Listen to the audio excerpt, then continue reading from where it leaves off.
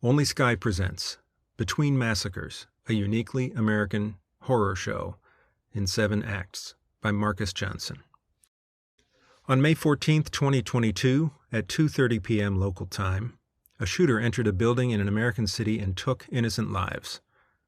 The name of the shooter is insignificant, while their race and gender are both significant and mostly predictable. This time the city was Buffalo, New York, but similar atrocities in 100 U.S. cities could serve equally well. In each case, the shooting serves as the prelude to a 7-act piece of socio-political theater. Some of the acts are honest and well-meaning, others are cynical and grotesque, but the net result of the cycle is always the same. Nothing of substance changes. Prelude, the shooting. Setting, the United States. An armed person, usually a white male, enters a place of business or worship or recreation or commerce or education and begins firing. More often than not, the weapons have been obtained legally. Sometimes he acts on a personal grudge, sometimes on a generalized sense of grievance. Often there is some political motivation. People die. He is killed or captured.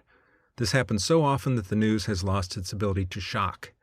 Sometimes a few people are killed, sometimes dozens. Immediately after the event, and at times even as it is ongoing, the media and public officials descend on the scene. Most run-of-the-mill American massacres end there, but if the death toll is large enough, or otherwise distinguishes itself in method, setting, or type of victim, the curtain rises on a 7-act play. Act 1, the press conference. The mayor or police chief sets the tone at the press conference, either the day of the shooting or the next, filling in the blanks of a mass shooting protocol recently developed to guide mayors and city managers through the first 24 hours when the event comes to their town. The official might say that the shooter was a lone wolf, a characterization meant to reassure the community that there was no larger political or cultural menace in play, and therefore no ongoing threat. They are, quote, assessing the shooter's motives and trying to track down the history of the weapon. Sometimes the shooting is ascribed to mental illness, the act of a deranged person. Just one of those terrible, unpredictable thoughts and prayers events that you have to expect in a fallen world. At this point, the shooter is usually either arrested or dead. Act 2, the outcry. After the press conference comes the national fury. Gun control organizations mobilize online. Twitter becomes a hotspot for sharing details about the event and pushing public officials to introduce new legislation. Gun rights organizations face criticism of variable intensity during this period. It is in this fleeting moment that change seems possible. After such a heinous act, how could Congress fail to act? An upswell of public energy and a renewed effort to take on gun violence is met by faux conservative outrage that the tragedy is being, quote, exploited. To keep things moving, this tends to be one of the shorter acts, measured less in weeks or months than in news cycles. Act 3, the vigil. A day after the event, or a few, there's a traditional vigil, preceded or followed by a march or protest with state or national public officials in attendance. The pent-up frustration of those connected to the victims, whether by blood, community, or simply the shared experience of living in fear of these sudden spasms of murderous hate, is finally released. There are tears. There are cries of pain. Protesters and officials link arms, embrace. A concurrent burst of political demands following the event marks the high point of public consciousness. Although the sound and fury may continue for some time, the story itself slowly begins to fade from view. Act 4, demands and promises. In Act 4, politicians are at their most forceful, commanding the undivided attention of C-SPAN. The shooter's ideology and motivations face public scrutiny. Elected officials, generally Democrats, urge empty House and Senate chambers to recognize the vital need for change.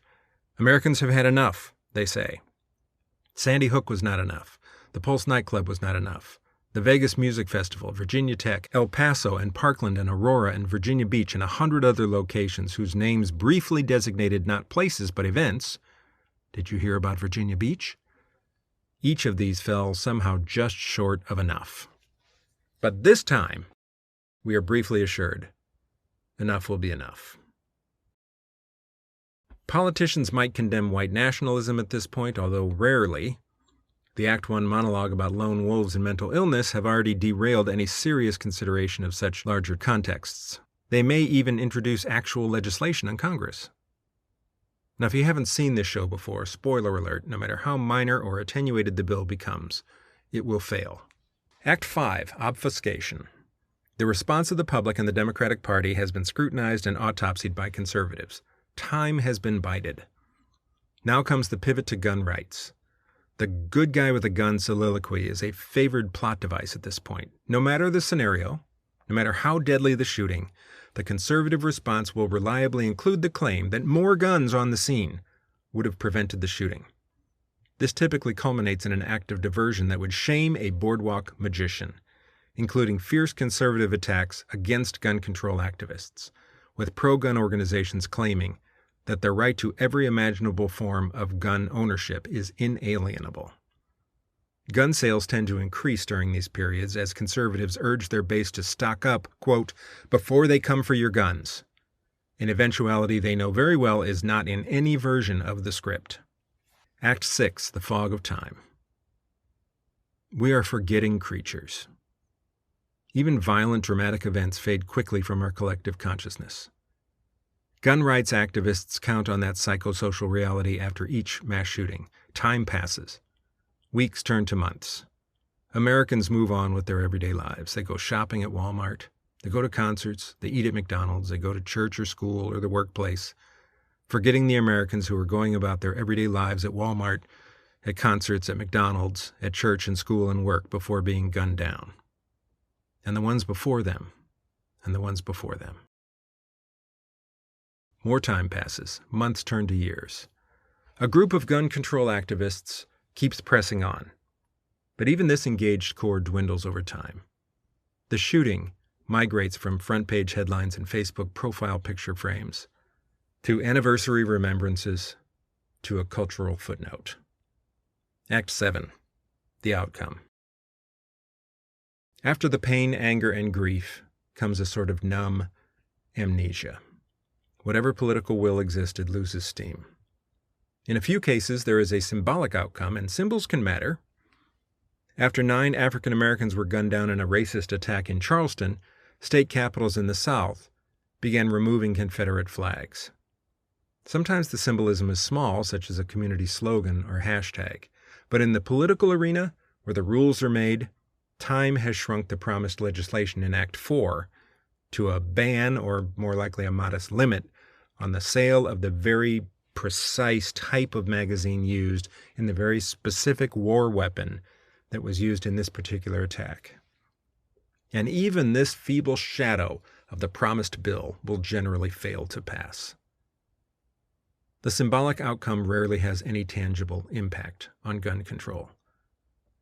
There's a sense that public officials have given up, that they've resigned themselves to believing there's nothing they can do to stop the next mass shooting. Finding ourselves once again in Act 7 of this all-too-familiar play, it's hard to argue with them. Prelude, the next shooting. The cycle serves its purpose. Emotion is vented, action is demanded, and then time-tested methods of preventing action are applied. Most frustrating of all is the knowledge that all of the actors, and even those of us watching from the balcony, know it is going to happen again, in a matter of days, weeks, months. The only question is the degree and the location. How many deaths this time? How many people are going to be needlessly taken away from their families because they had the misfortune of being in the wrong place at the wrong time? Which community will be ripped apart and then left vulnerable by inaction? Mass shootings are not forces of nature. They aren't hurricanes or earthquakes or tsunamis. They aren't lightning strikes. They are entirely predictable and entirely preventable. Other wealthy industrialized nations have exceedingly few gun deaths. Japan has virtually eliminated gun deaths altogether. Such violence can be significantly reduced, if not entirely eliminated. It just takes the political will.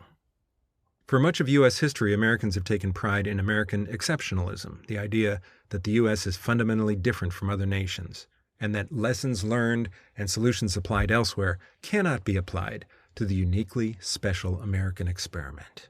America is an exceptional cultural and economic superpower, but the very concept of American exceptionalism masks a great dysfunction in the U.S.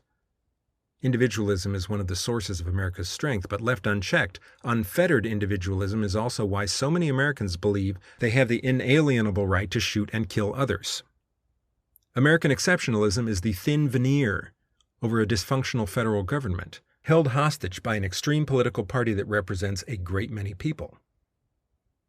As a result, it cannot follow the example of other major nations worldwide in removing a deadly threat to its own population. So we end up exceptional in other ways, including the tolerated presence of a long-running 7-act piece of traveling murder theater coming to a city near you. In a sane world, this kind of gross negligence would be considered a human rights violation. After all, federal and state governments know that their citizens face a deadly threat, and they do nothing to prevent it. But in America, fealty to individualism and the right to harm others means that nothing will happen. No serious attempts at gun control, no major new gun regulations, just thoughts and prayers, and the strangely soothing sameness of the 7 acts. In a nation where a routine trip to the mall or the grocery store can mean a gruesome death, thoughts and prayers are less than worthless. They are offensive, a slap in the face to the high value we claim to place on life. The lives of the victims of mass shootings mattered. Their families and friends will grieve their deaths for the rest of their lives. But to the culture at large, their lives had value only for the duration of a news cycle, if that. In one major way, this 7-act timeline is wishful thinking. No mass shooting fully plays out from first shots to timid congressional outcome before the next one occurs, and the next. The cycles are overlapping, the massacres continue. As of this writing, 140 days into 2022, there have been 198 mass shootings since January 1. Defined as events in which 4 or more individuals are shot, excluding the perpetrator, every 17 hours, on average, somewhere in the U.S. The 7-act play is starting again. Children could be forgiven if they pointed and laughed at the strange sight of a flag flying from the very top of its pole. There's a well-known trope that the rich and powerful are above the law. In the U.S., the national gun culture holds that exalted place. There is no federal law, no national regulation that can restrain it. Congress rarely even tries. That's why the next mass shooting is going to happen. It's why both the event and the tired pattern that follows are so utterly, numbingly predictable. This is a production of Only Sky Media, exploring the whole human experience from a secular perspective. Like and subscribe to see more content like this, and visit us online at onlysky.media. Thanks.